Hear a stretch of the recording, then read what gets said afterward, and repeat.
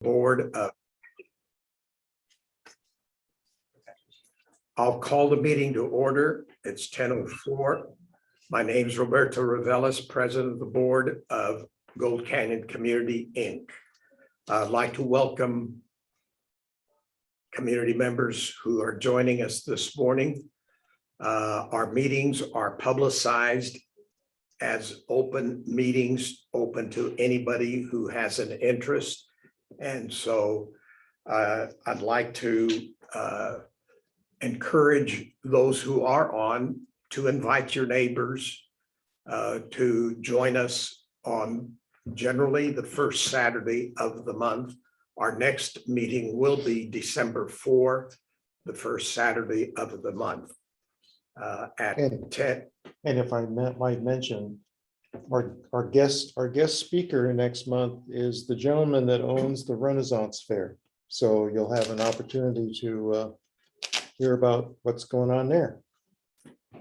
Okay, anybody else from our board want to add to the welcome remarks? Anything from your personal perspective? If not, I'd like to ask each board member present to introduce themselves, starting to my left here. Good morning. My name is Jerry Stevenson. I'm chair of the Transportation and Safety Committee. My name is Charlie Goff. I'm chair of the Conservation Committee. I'm Maxine Brown and I'm the vice chair. I'm Matt Bartola. I'm behind the camera here, secretary. I'm Dave Coward. I'm with the membership and what else? Marketing and treasurer. Marketing and treasurer, whatever else needs to be done. Dick Richards. I'm just a member of the board. And not just, but a welcome and contributing member of the board. And a founding member.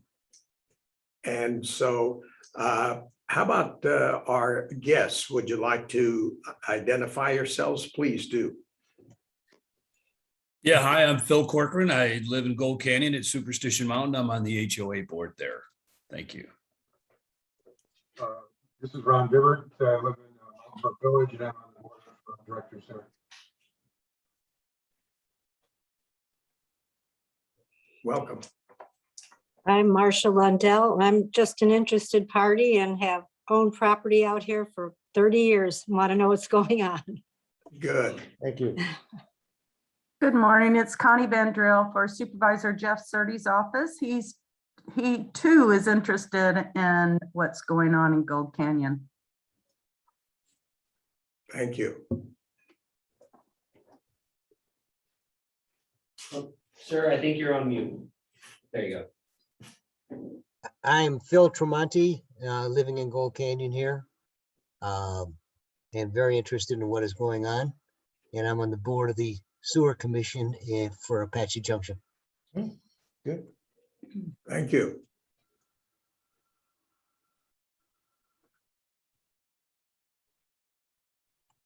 Other guests? Don? Are they unmuted, Matt? No, they've muted themselves. They'll have to unmute. Unmute yourselves so that we can hear your self-introduction, please. Thank you.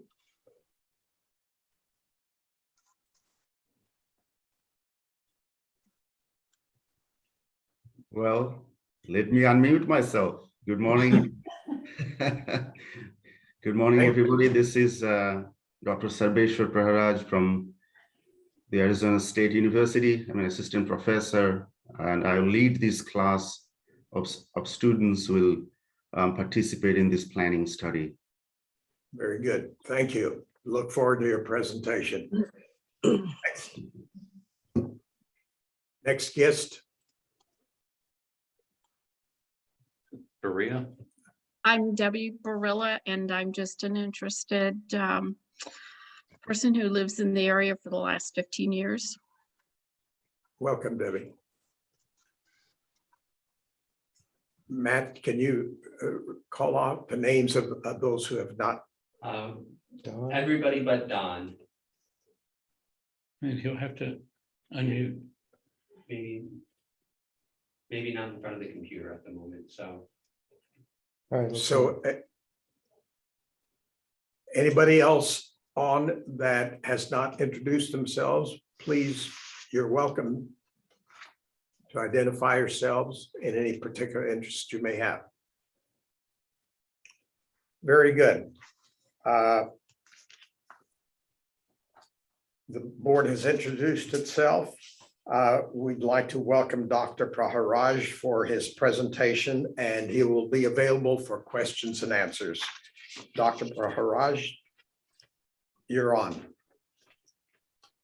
Thank you. Again, good morning. And I don't want to make this a formal presentation as such, because I guess most of our guests and community members here are already appraised of the presentation slides, and I think it's going around in circles with the community. But yes, I mean, of course, I'm open to questions. But I guess this meeting, it's incumbent on me to just highlight also how my students are going to interact with the community, and what is the process that we're going to install to make this a success, you know. And so I'm not sure if everybody knows it. So the study literally starts on January 10th. So that's not very far, right? That's the first thing. And the survey has already started, and I'm grateful that community members have come out and in great numbers and participated in this study. So kudos and claps to all the members who has done so much work in engaging the community. And because this is the critical starting point of this study. You know, ASU is an organization that is embedded in the community. We do not want to make a study where we're going to sit in the university and make a proposal for a community without really understanding what their needs are. And so we have been engaging with this great Gold Canyon Community INC, and they have been really been taking the lead in engaging the community. And so this survey will basically feed off these students in really bringing them up to speed of what the community wants, you know, rather than going into the desktop mode and, you know, trying to understand the area.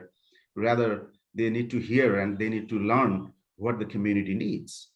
And so that then basically, you know, is the starting point for the planning.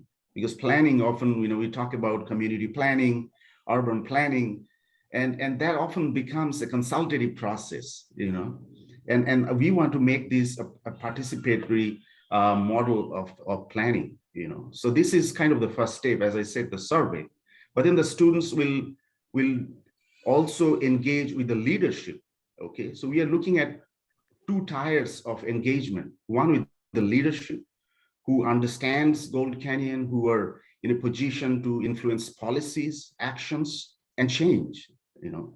And so our students will, you know, so we are in the process of identifying who are the key stakeholders, you know, things like the state land, you know, things like the Cornelia is here, so Gis Survey's office. And so these are the leadership groups that our students will meet and you know, understand firsthand what the vision is for the area, you know, and where is this planning going to fit in the broader policy context, because we understand the county has their own plan, and you know, and this plan is coming in at a very critical juncture, and we understand the policy making is always a complex exercise. So we need to understand what these policymakers' visions are, what their goals are, and how this planning really enable them to achieve what they're trying to achieve. And so that's kind of another process. That's kind of the first tier. And the second tier is, of course, the community themselves, you know. So my students will obviously hear the surveys, you know, they will analyze the surveys, and also they will go out to the community. So we plan to bring the students at least 3 or 4 times during this study. And so that will give them an opportunity to go around the area, do some inspection, do some land use mapping, identify the key infrastructure and resources in the area, and then also talk to the community to understand what are the gaps, you know, beyond the survey. Of course, survey gives us a snapshot, but then of course, hearing, talking to people, engaging with them, it's not just a process of understanding the community better, but also I guess it gives a sense of confidence that to both the parties that yes, we are engaged in something that is beneficial to each of us and also that's going to influence change in future, you know. And so sense of ownership is critical, we guess. And so I think that's the kind of two tiers of engagement we are looking at, one with the leadership community and one with the community themselves who live and who work and play in this area. So basically what we are looking at, you know, in terms of participation, who are we talking about of engaging? What are the, you know, key actions or mode of engagement we are looking at, and how are we going to engage? So basically the class will start answering this and unfolding these three kind of pillars: who, what, and how. We always say that in every kind of studies, right? So we want to understand how this partnership approach, you know, and how do we build that mutual trust between our leadership and the community and the student body. So there's a complex engagement. And of course, you know, we want to highlight and we want to identify who are the engaged, you know, because we do a lot of studies. We find some communities, you know, so if you see community as a whole, there are some engaged parties, there are some unengaged parties, and then there are some community members who are unengageable, you know, and that is always a complex environment because it's a real life context. We are not doing a study in the thin air, it's on the ground, and it's about the real people. And so we need to engage with all of these parties. Our goal is to understand all of their perspective and not really alienate and understand, okay, they're not engaging, that means we shouldn't hear them. No, that's not how the planning process is. Planning process is about being inclusive in learning what, even if they have some disengagements on this planning, what are their feedbacks, you know, what do they want about the community? Because everybody wants something in the community, right? They want to see a better place to live, work, and play. And so really that is something, you know, and then we look out how we do it. And when we do it every day at ASU, where we connect the theory and the practice and then go on the plan development process, right? But we are also very keen on looking at how can we provide technical support to this group of people who want to change and who want to, you know, envision this plan. Because beyond the student project, it's, of course, this is a process of plan making, but then we also need to go and see what are the technical support we can give for integration of these community plan with the formal, penal county planning that is existing. How does it engage with that? So again, we need to go out to the community and understand that, right? And so overall, I guess, you know, we encourage ideas from the grassroots as much as we can, you know, through this survey and our students going out to the community and interacting with the community. We try to understand as much as we can from the grassroots, not just the leadership of what should happen in the community and how do our students and we at ASU can make a plan that enable that transformation in the community, not really disrupting, but building on what is existing resources and the community capital, you know. And so that's the kind of stage we are. So I'm not repeating the presentation that is already there. I guess it's been already shared with the community, but I'm more than happy to take questions and, you know, engage with you. Thank you. Thank you very much, Dr. Parharaj. First of all, Doctor, congratulations on the addition to your family. I understand that you recently added a baby boy. Exactly. Thank you very much. It's 22nd October. It's a great news. On 22nd October, I have a baby boy, and he was delivered at Mountain Vista Medical Center, which is not very far from your place. It's a great hospital, and yeah, we have been really very lucky, the hospitality and the love we received, and my son has received so far. So thank you. Wonderful. Congratulations. Okay, members of the community, why don't you take first crack at any questions that you may have. Identify yourself, and the mic is open to you. Unmute yourself. Matt, is everybody unmuted? They'll have to unmute themselves. Here comes Ron. Yeah, so I see Ron is just unmuted, so go ahead and fire away. Yes, I've just moved here from Michigan, and so I'm relatively new to the community, but what I'm concerned about is and I'm not concerned, they're just questions, I think, is that we have to define what community means. I mean, is this a geographical area? How big is that geographical area? And then secondly, I think we're a little bit, from what I've been reading, we're a little bit concerned that some big deal developer is going to come in and just roll right over everybody and turn this into an industrial area. And I think instead of saying that we don't want growth, we just don't want it here. How does an unincorporated area, which has really no push other than or defense other than the county government, how do we make sure, or how can we address influencing growth not here? That's all. Dr. Parharaj? Yeah, I can certainly, thanks for the question, Ron, and this is an absolutely valid point. Whenever we start a planning process, there is of course concern and because the communities are interested in their own place. And so I guess the part of answer is, if you look at this plan that ASU is working with the county and Gold Canyon community. So one of our core modules is actually conservation and recreation. We understand that, we need to provide ample opportunities for work, right? Because economy is a critical pillar of the community. But if you look at the presentation that I did, and it's on there, you can access it. So it's one of the core modules is this conservation and recreation. So we want to balance the economic growth with the natural flavor that this region provides, right? We understand, heritage is not just about buildings. It's about also the vision that we have, views towards the mountain and those vistas, right? And so the plan will essentially, so we teach these students every day, what is sustainability? You said, how do we define community? But also, I guess, how do we define sustainable plan? And so sustainable plan is that balances the environmental needs with the community aspirations and the community economic priorities, right? And we will try to balance as much as we can through this plan making process. And to answer partly your questions on how do we define the community, I think I try to address that when I speak, that we are talking about a couple of directions here. One is that leadership community, because I'm talking and I'm looking from it as a matter of perspective, how do we learn about this community?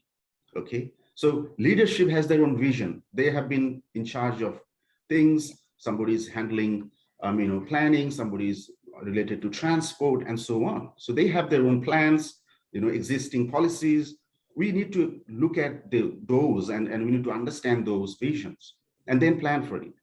And also the other side, as I said, is the community of people who live and thrive and enjoy this place, right? And they have absolutely a great deal to say about this place, and not just survey. I'm not talking just about the survey that you did, but I guess also the people who even did not take the survey. We encourage, that they come and talk to the students directly.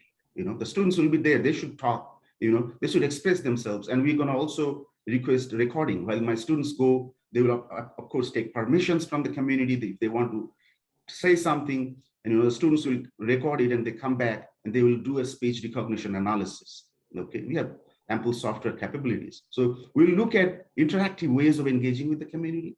So, if that answers, there are a couple of ways we are looking at community. One, that the leadership community, and other is the community of people who lives and who has something to say. Does that answer your question, Ron? Ron, you're welcome to do a follow-up question. Yeah, absolutely. I understand the process that you're looking at. I think maybe more, it's a process, but I think as part of the results of the process, coming up with a plan, those of us in Gold Canyon we're unincorporated. How do we give some oomph to that plan so it's not something that can be easily rolled over? And that's a question you probably can't answer today. So, but it's something in the back of my mind that we'd like to maybe have a plan that we could count on, and that would have some influence in terms of what kind of planning and zoning and all those sorts of things might be out there. So it's maybe more of a governance question than a planning question at this point. So And Ron, yes, this is Roberto, and Yes, I'd like to try to add constructively to the dialogue that we've got going.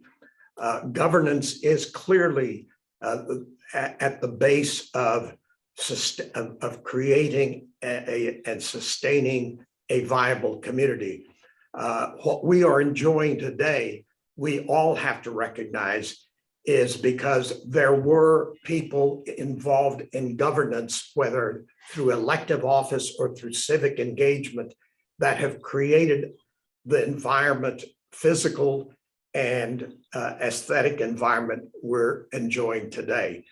So I think that is by way of encouraging those who are not present at today's meeting, that they have their interests need to be recognized, as Dr. Parharaj has already emphasized.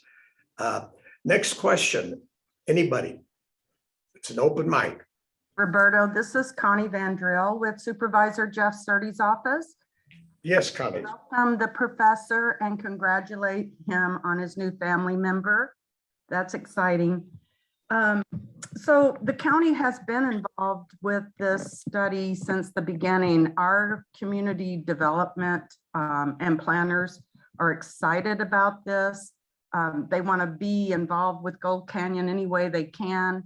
They'll be at the table. At least someone from the county will be with the students when they come out to Gold Canyon and help facilitate any meetings that you have out there. I know that the leadership in our community development are very excited about the students coming and doing this study and helping them out any way they can. And they're planning to, have them come into their offices too and question anyone they want. So we're excited to be a part of this, and we're here to help this group in any way we can, facilitate any meetings that you have, and the professor in any way that our office can. So we're welcoming the professor and the ASU students. We're excited about it. We hope that anyone on this call, you get others involved in Gold Canyon. This is your study, and the county is serious about it. They want it to be a part of future planning as we go forward with Gold Canyon. Thank you, Connie. Thanks, Connie. Really appreciate that. And I'll send out a schedule of how the students' visits looks like. That will also help us, kind of aligning the timing of these agencies and of my students' visits. Okay, thank you. Another question. I have, this is Phil Tremonti.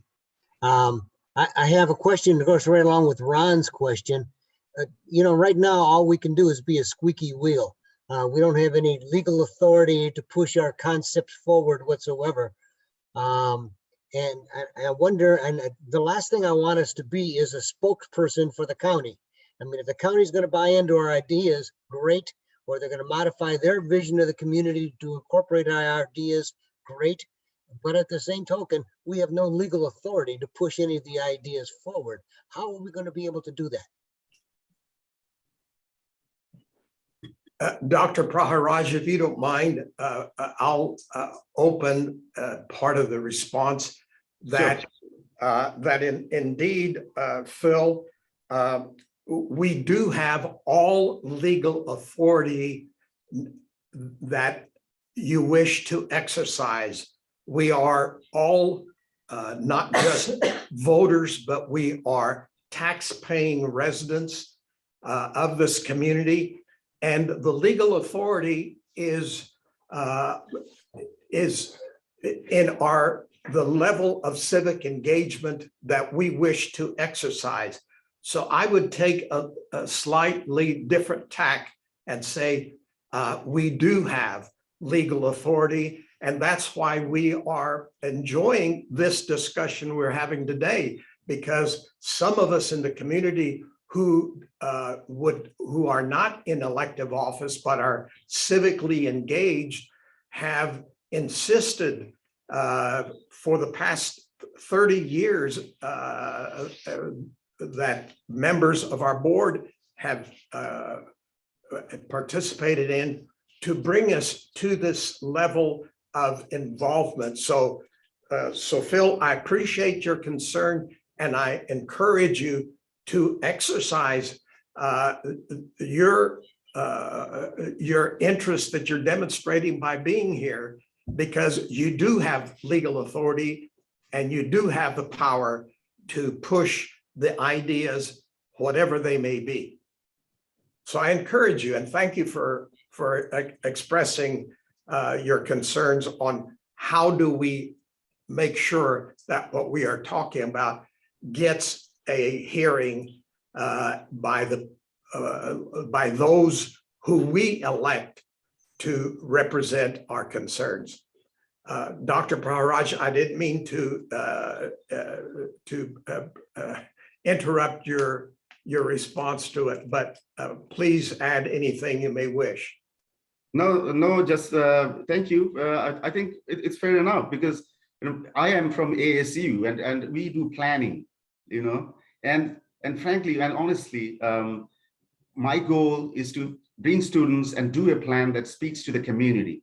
Now, as far as its implementation and governance goes, really ASU has no control over it. Neither we want to become an expert overnight on, changing the governance structure or really. So it's really, as far as I am concerned, I'm more than happy to talk about and answer anything related to how this planning will happen, because I'm an expert on urban planning and my students. So this is about urban planning and looking at how do we help communities plan for themselves, But yes, I absolutely understand that governance is a critical matter, because we can have so many plans, but if we cannot implement it, right? If we do not have an existing governance mechanism to execute those plans or proposals or actions, then, planning as an exercise is not that powerful, right? So I'll encourage the community members, to interact with the, whatever way you can and build up that governance mechanism. And I'm sure you have the legal power. I think it's a democracy, United States. Everybody has a legal power, to exercise their own right. But yes, I guess in the long run, I think this is a small exercise, but I guess you need to build on this and come to a stage where we can actually exercise power that, yes, we are planning for ourselves. And that's why I was saying that our students will engage with the leadership as well to understand what is the existing policy mechanism. How does this plan fit with the broader plan that Cornelia and the county has, and that is critical. Because if I create a plan that conflicting, completely, ignorant of what is existing policies or mechanisms are, then it is doomed to fail, right? So I guess to answer this question, we need to live in harmony, right? Yes, some of the proposals will be maybe critical of existing policy. We might advise that, okay, this is not going to work. If we are saying that we're going to do this many houses in the next 10 years, that might not work, sustain it environmentally, right? But, we need to see that and work that and come up with something that works for everybody, okay? And not being in a conflicting paradigm. I guess governance is about this coexistence and really understanding and navigating those complexities. But again, ASU is not going to be an expert on implementing the project. We are an expert on planning for the community. Yes, I'd like to alternate and open the floor to questions between our board of directors and community members that are on the screen now. Anybody on the board want to interject a question or comment?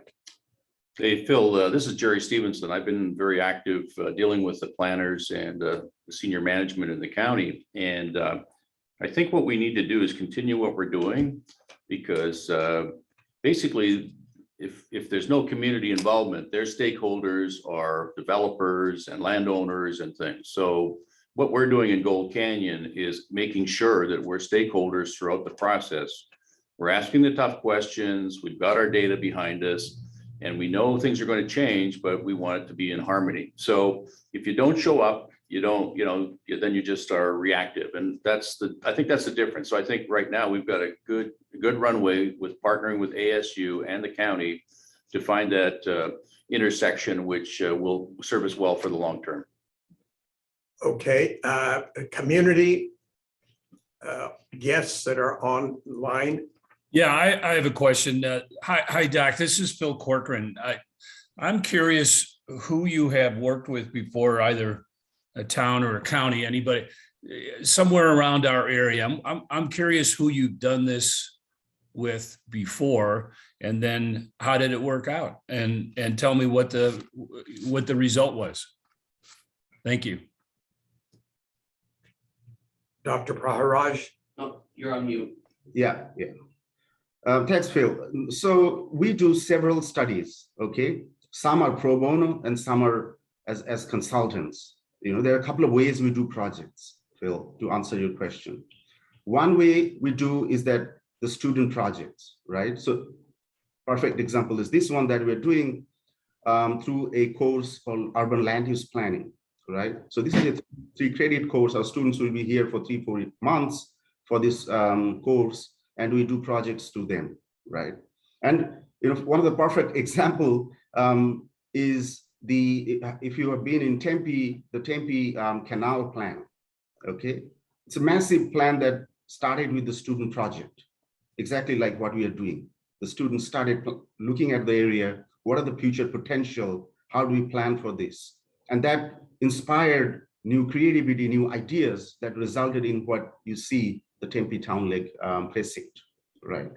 And so other way that we do projects is that we do through research centers, right? So I'm the associate director for knowledge exchange for resilience.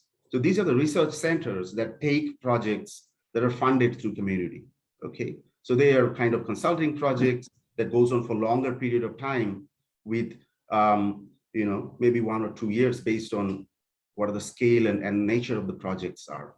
So, and those are the projects that we do for several clients, especially in Maricopa County. And so we worked on eviction problems. We are working on issues such as mobile homes. How do we plan for mobile homes here in Phoenix metro area, and so on. And one of the recent studies, actually, our guest from Gold Canyon community can add to that.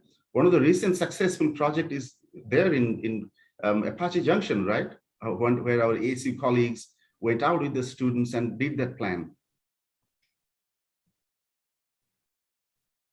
Board members, can you highlight what that project was for Phil's knowledge? I think I think it involved parks and trails and fed into the comprehensive plan in a major way that they approved. Yeah. Only a year ago this past summer, I believe. Anyway, it's only a year or so ago. And please identify ourselves whenever. Yeah, this is Charlie Goff. And if I may take the opportunity to segue off of Jerry's response a few minutes ago, and specifically to Phil and everyone all the community members who are tuned in. One of the things you might consider doing is join one of the GCCI's existing committees, transportation, conservation, membership, etc. Next question. This is Connie Van Drill again. I just want to play off of what the professor said. And he mentioned the Tempe Town Lake. I participated in that as a student. And we did go out into the community. I did it through the College of Public Programs. And we surveyed people for, I don't know how many weekends we were out, but the community certainly had a big part in that. So that was a success for ASU. And then the other thing we participated in were the highway signages you see over the highways now, the big signs that go over and give you funny statements, but statements that are important to drivers. we had a part in that through my sociology class. And so that happened too. So the ASU students are listened to by the public. They're not just going out and asking questions. They truly come back to classes. They study what they learned, and then they make their plans from that. But they're very important studies. Apache Junction, someone just mentioned that. That plan right now is being looked at every time there's a P&Z meeting that affects something in that plan. And I know that because I've talked to the recreation leader there, the director, and she's told me that they do consider what's in that, especially for recreation and trails.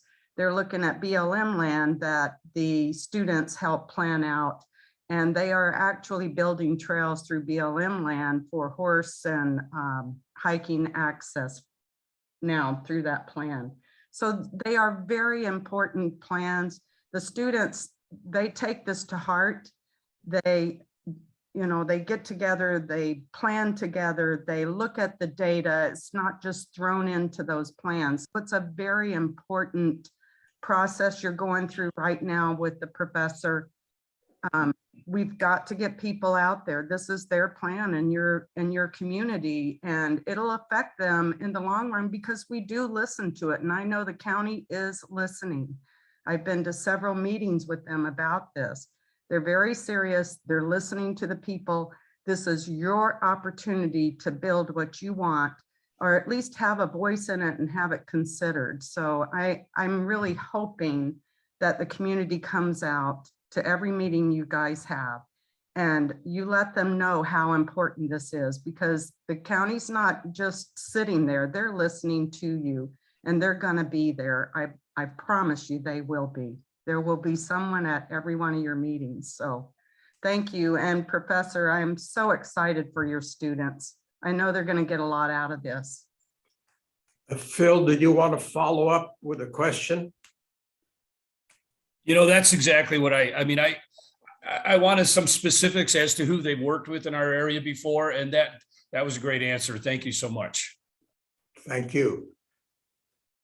Okay, anybody from the board have any questions that they want to raise? If not, community members, the mic is open, continues to be open to you.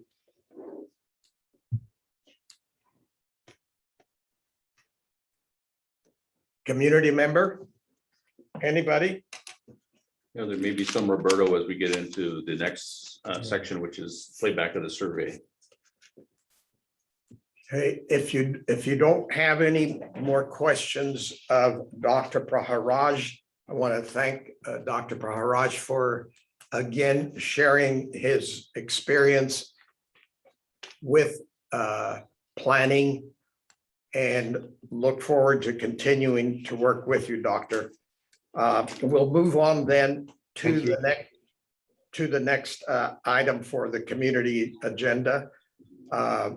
We've got our survey that was recently completed.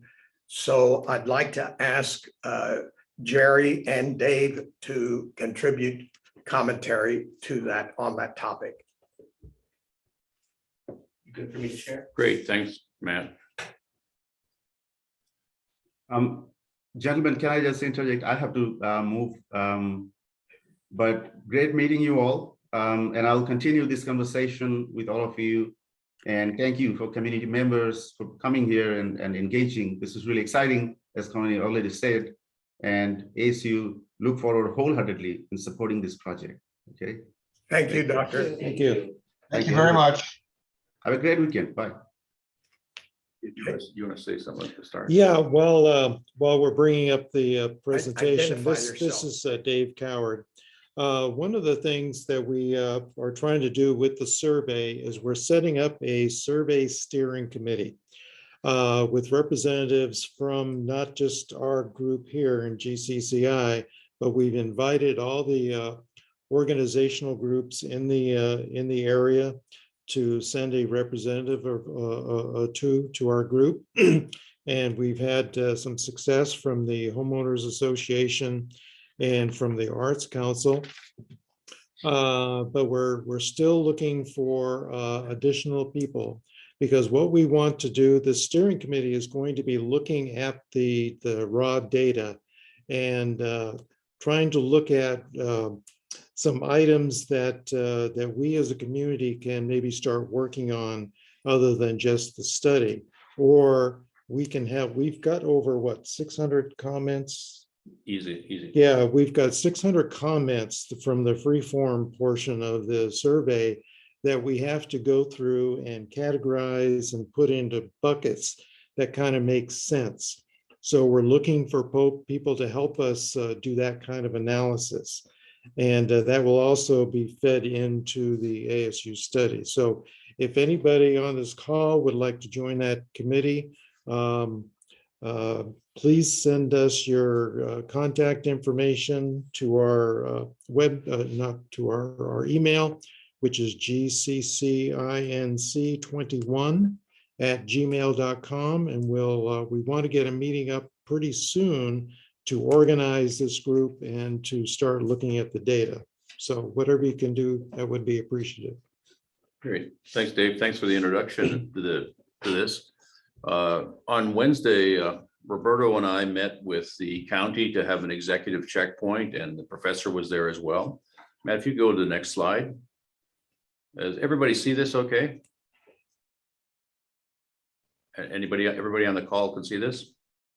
Community Yes. members. Okay, great. I can see it.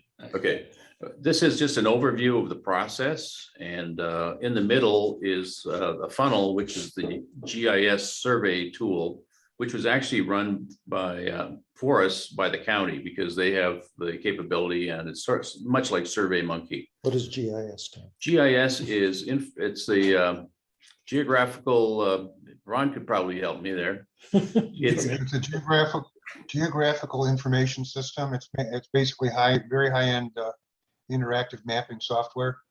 Yeah. So it's You what can the do data with it and reporting and make maps. It's very powerful. Yeah, and we saw that in action again during our meeting as they pulled up charts and graphs and pending planning and zoning changes. So anyway, this is the output of the tool that we're talking about, that Dave talked about. So we've now got all the data, all the responses, and we're going to go through the analysis and then feed that as to ASU. Okay, Matt, the next slide. So let's just keep going in the interest of time. As we said, this is the steering committee. We decided that we would have advisors, like the professor is working with us, and also Pinell Planning, and also Jeff Surdy and Connie from the legislative side.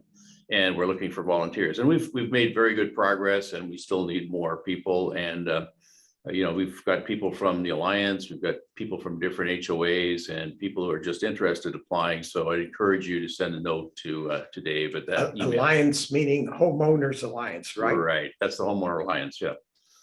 Okay, next slide. We did a survey last year, which was done through the same media, through Facebook and through Nextdoor. And we had 400 participants, and this time we had 1,200. So I think as we go further in the survey processes, as people become more comfortable and we iron out some of the kinks and get more connectivity to the community, the participation will continue to increase. Next slide, Matt.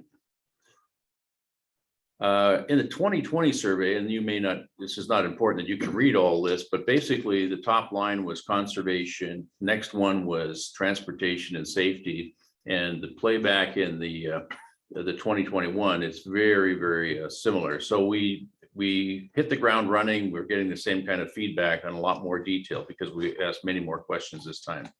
Now the 2021 survey that I'll show you, maybe you could just move to that, Matt. The next slide. Transportation and safety is not in there, roads, because we had another question, but it is still number 2. So as I said, we got similar results, and that's actually how we formed our focus groups on conservation, transportation, strategic planning last year when we got the first survey back. Any questions? Okay, let's roll then. Who filled out the survey? Now on the left-hand side is full timers, and there's a huge percentage, 30% who are seasonal. And there was a question about other people who were visited here or didn't live here or worked here. We had a handful or 2 handfuls or 3 handfuls of visitors because there was a concern that we were getting out of area kind of input. And so it's really easy to segment. We've taken that out for our analysis. On the right-hand side, the profile of our communities is mostly adults. There's some who have 1 child in school and some who have a family, but none of the children are in school. So that's a good profile. It fits with the census, and that's something that the ASU students are going to compare and dig a lot deeper into. Next slide. Again, this one is where did you move from? And we're going to change the graphic so it's horizontal, but basically the Midwest and local Phoenix area is where people move from. So they move from Gilbert here, they move from Wisconsin or Minnesota or Iowa. Scottsdale. Or Scottsdale. Yeah, a lot of people coming here from Scottsdale and Cave Creek. So anyway, that's the cross section. That was one of the questions. And there was approximately 120 questions. So we're not going to go through all those. That's the next step of analysis, which Dave talked about. Okay, go ahead, Matt. Where do you work? Well, you may not be able to read that, but that spike is retired. So that's really important. That's a key demographic indicator of where we are. We have families, we have other profiles between, under 50, under 55, but that's the demographics. And, will that continue? I think that will, because this is such a destination for conservation and views and relaxing. Yeah. Some people work from home. Yeah, go ahead, Matt. And this one is, I'm just going to stand up here because I can't read that one. Oh, this is what this is new residential developments. Okay, gotcha. I should look at my paperwork here. What do people want? Most people want single family. Some people, the next biggest one is none. They don't want any new development. And then it's cascades down to apartments way down. And there's also a very, very high interest in senior accommodations, assisted care or other facilities. So that was interesting as well. But it feeds into the demographics. It feeds into. So all that is really good data. The planning people at the county really enjoyed that because that's what they want to do, to get a sense for what fits here. Okay, Matt, next slide. Now this is what kind of non-residential development do you want? Now, again, this will show better on a horizontal slide, but basically, no surprise, people want restaurants, personal services, like more things that we would use day to day, medical facilities that were closer. And way down on the right-hand side is light industry and a little bit of growth. But most people are looking for services and entertainment that is local. And that reflects the demographics of the community. Okay, Matt, next slide. The roads and transportation, I'll talk to in a minute. So I'll just say that it continues, as I said, to be a flashpoint. So let's just skip through this slide and I'll talk more about that later. The question came up about what's the Gold Canyon community and what should we plan for? Now, the temptation probably from the planning point of view might be to just look at what's there today and leave the Arizona State Trust land alone. I'm not putting words in their mouth, but one thing we'll be looking at is inside Gold Canyon along Kings Ranch Road and developable land that's here, as well as outside. And as you can see from this, it goes down to Florence Junction because that all has to be integrated in the master plan as they did in Superstition Vistas. So now the plan of 15 years ago, which was Superstition Vistas, is becoming closer, and we need to refine that and talk about what that means, because it's already in the comprehensive plan, but what's the community want and what will fit in there is important over the next 10 years to get it right. Go ahead, Matt.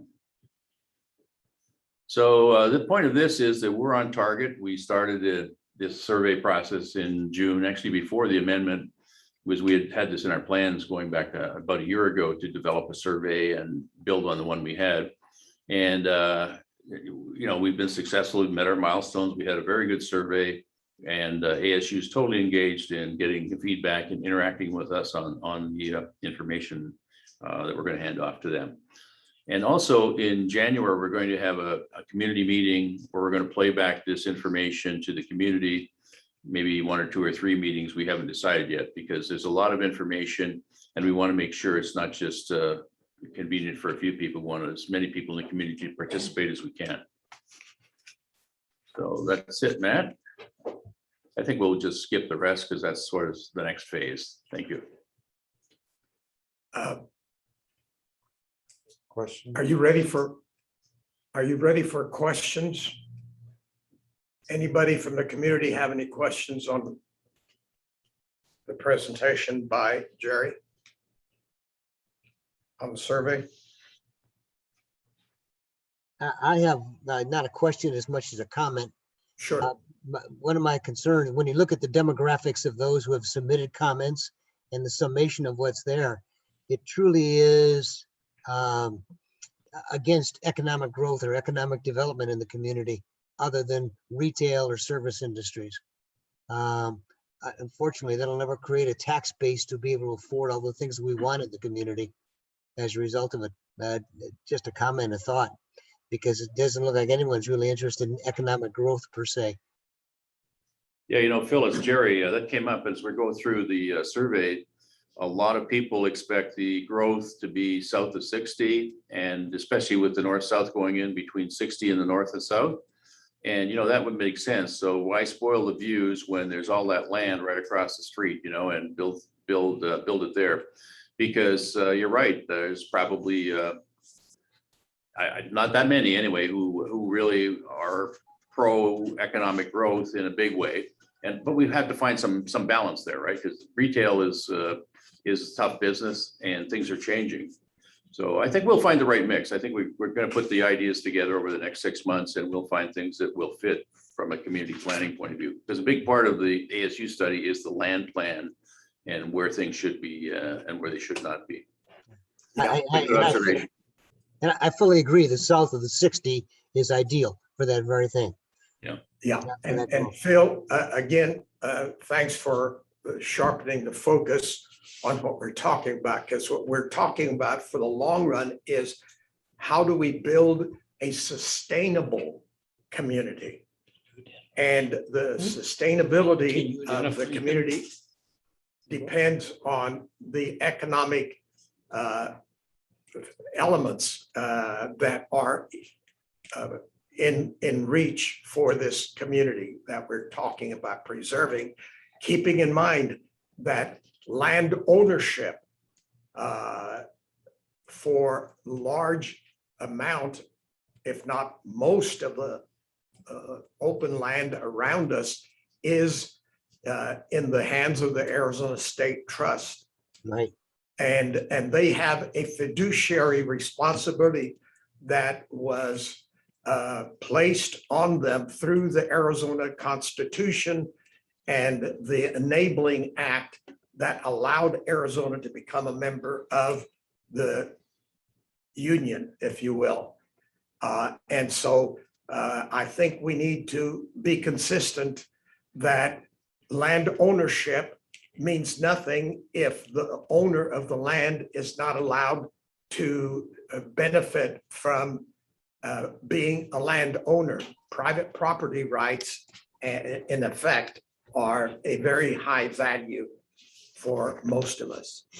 And if I may say, this is Dave Coward, Phil. Through various meetings that we've had with the state land trust, Lisa Atkins specifically, she has over and over again stated that yes, they have a requirement to make the most benefit out of the state land. However, she emphasizes they do pay attention to the community that they are working in.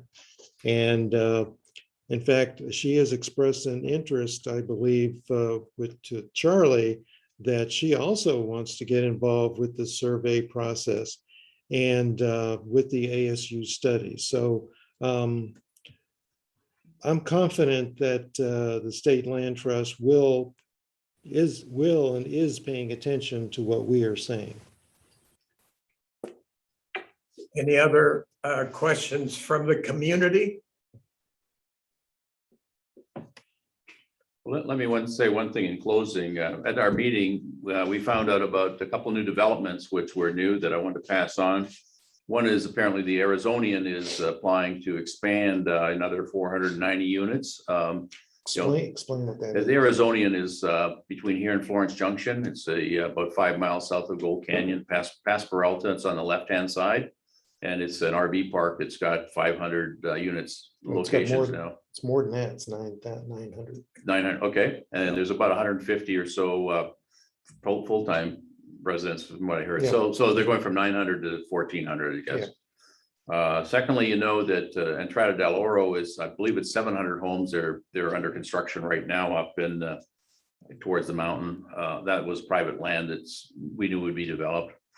And thirdly, there's Ranch 160, which is south of Camino del Viejo, that is got 500 homes planned some time ago, was approved, and now they're looking to action that to put more homes in there.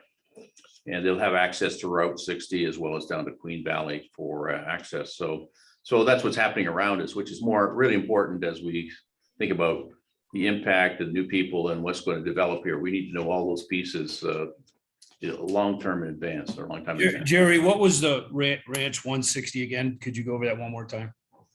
Yeah, if you go, you know where Camino del Viejo is, you know, where you get Yeah. up in Entrado. Okay, if you go down, I would say maybe a mile, there's an interchange where you can do a turnaround. There's nothing there on the left or the right. But what they're going to do is head on the same towards the mountains from there. And it looks like you go in a mile and then there's this big branch, which is, I don't know if it's a square mile, 2 square miles. I just saw it on a map. And they've recently added some paving around there to get rid of the dust in preparation, I guess. I'm not sure of the whole plan, but it was just new news. So they're in front of planning and zoning now to plot it out. So it's probably 2 miles north of that ring road that goes from Queen Valley. I don't know if you're that familiar with that, Phil. Yeah, you bet. You bet. Okay, so more to follow. Okay, I was the first we had heard about it as well. Okay. I'd like to give you, Jerry, an opportunity to finish up your report with ADOT meeting. Great, okay. We've been working for over a year on some of the transportation issues that came up, and that was the formation of our Transportation and Safety Committee. And we've got 4 very active people on it. Three of them are on the call, and the 4th one is Phil Todd. And we've joined some groups. We worked with the county. We worked with ADOT. We've joined organizations and been good listeners, and we've continued to amplify and put forth our concerns about safety on Highway 60. Now, in ADOT's defense, they have 1,800 communities who have flashing red, big issues as well. So we had to be patient but persistent. In October, we met with ADOT and we had a full cadre from senior executives to planners to people who do brush cutting and are responsible for maintenance, and people who are responsible for paving. So it was a culmination. It was a real summit of ADOT people. And I'll just give you the highlights because that was a watershed event and we're going to build on that as we move forward. In the past, there is congestion in our intersections because of the lack of synchronization of lights. So what ADOT's done, I'm not sure why it wasn't done before, but just recently they've put in instrumentation to connect and add traffic management to those lights. Now, there is some that's there for intersections. If there's no traffic, you don't get it and things like that. So it's not like they're dumb intersections, but they're now integrated. So they're not just solo ones, but they're tied together electronically. So that's going to help us as we move forward. Secondly, they've just added cameras. You'll notice along at the intersections that are tied back into headquarters, which is headquarters administration, because we're like in a region. So they now will have traffic management and see accidents, see pressure points and buildups real time like we've never had before. So those are giant leaps forward. And they've done that because of the pressure. Maxine and Ron, you know how difficult it is to kind of get in front of them and get this done. But anyway, it's being done now. they've just completed a safety study, number 3, the safety study in our corridor along these intersections. And we're getting a report out in another follow-on meeting about what options they consider to continue to work on to alleviate the congestion there. And that's really pivotal because they're talking about how do we, they're not bringing this forward, but some of the options would be more left turn lanes, 2-lane left turns, service roads, widening, et cetera. So we're with them at the right time and getting the right people on the ground so we can get those plans together. Because we don't have plans, we just have wishes. It's not going to work. There is some pavement preservation going on in the springtime as they continue to fill cracks and potholes throughout the year as they're identified. But also they'll be putting the not sure what that's called, the rain covering. Anyway, they kind of come in with some oil to preserve the pavement. So that's going to be done in the spring. Also, pedestrian safety, where we are in Kings Ranch Road, there was a fatality a few years ago, and they're putting in a signal that'll be activated by pedestrians by the Methodist Church going over to the food bank. Also, we've agreed, we all are on the same page that, and Glenn Walt brought this out in the last couple of days about the bypass is behind us. So we're going to use Highway 28 as the alternate. Highway 24. Highway 24 would come out just south of, or let's see, I guess it'd be east of the Renaissance and come and it's going right to the airport. So it's being finished off to Ironwood now. And this section between Ironwood and Highway 60 would be our opportunity to move a lot of, commercial traffic for sure, and some other road traffic through that gateway. So that's long term. And right now we're actively engaged with ADOT and Pinal and involved in the East Valley kind of planning structure as a group. So Gold Canyon is well represented in all those. And we've finally started to see the iceberg move and made great progress thanks to the team effort. So I talk a lot and fast, but hopefully you got the good news. We'd like to wind up the community meeting by opening again the microphones to any community member that wants to comment, raise questions, recommendations, criticisms, whatever. This is Ron. I have a real easy question. What's the email address that I need to indicate interest in working on the data reduction? Okay, it's gccinc21@gmail.com. Thank you very much. You're welcome. Thank you. Can you put that on the chat, Yeah, Matt? that's what I'm doing right now. gccinc21@gmail.com. Correct. Okay. Thank you. You're welcome, Ron. Any other community member with any last minute comments, questions, suggestions? This is Connie. Yes, Connie. Thank you so much for your participation always. I see you, at least one of you at the Board of Supervisors meetings every week. So thank you, guys. I think you're on the right trail. You're very engaged in your community, and I wish you the best of luck. And like I said, our office is open to you, whatever we can do to help. Thank you, Connie. Any other community member? Our next community meeting open to anyone interested is December 4, 10 a.m. Zoom link is available by checking at our website, by emailing us at the email address that was just put on the chat box there.